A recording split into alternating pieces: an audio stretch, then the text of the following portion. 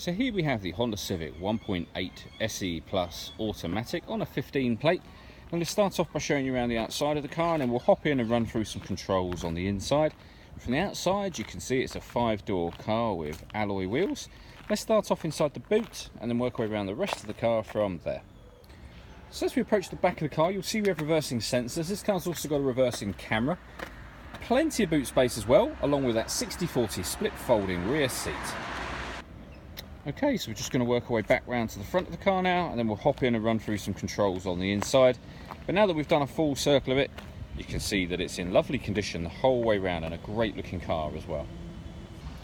Just briefly before we climb in, I think it's what we're seeing the interior from this exterior point of view. There's plenty to run through on the dashboard, so let's hop in and we'll do that right now. Okay, so now that we're inside the car, we're going to start with the dials. We have the rev counter in the middle, the fuel gauge to the right, and the speedometer directly above it as a digital readout, as you can see. To the left of that, we have a trip computer, which includes the total miles on this car of 10,199. If we back out to the steering wheel, on the left-hand side we have stereo controls and phone controls, and on the right-hand side we have cruise control with speed limiter. Over in the centre is where you would pair up your phone in order that you use those phone controls. Just hit phone and follow the instructions from there. When it comes to music, there's plenty of ways to listen to your music in this car. If we hit source up in the top corner here, you can see that we have FM, long wave, medium wave and DAB digital radio. You can also plug in devices via USB. You can stream music via Bluetooth audio, and there's an HDMI input as well, so plenty of ways, as I say. If I pop the car into reverse, you'll see the reversing camera that I mentioned before.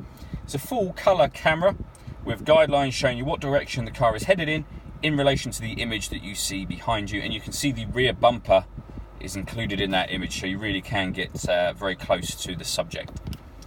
Pop that back in park. Below that we have dual zone climate control, so you can adjust the temperature on the passenger side and driver side, fan speed up or down from here. The air conditioning is on at the moment. If I press that button, it will go to off, or you can hit auto and the car will maintain a fan speed for you to stay at these temperatures. So it will get you there first of all by turning the fan speed up, and then when it gets there, it will turn the fan speed back down and regulate that temperature. You can override that at any point in time you wish to.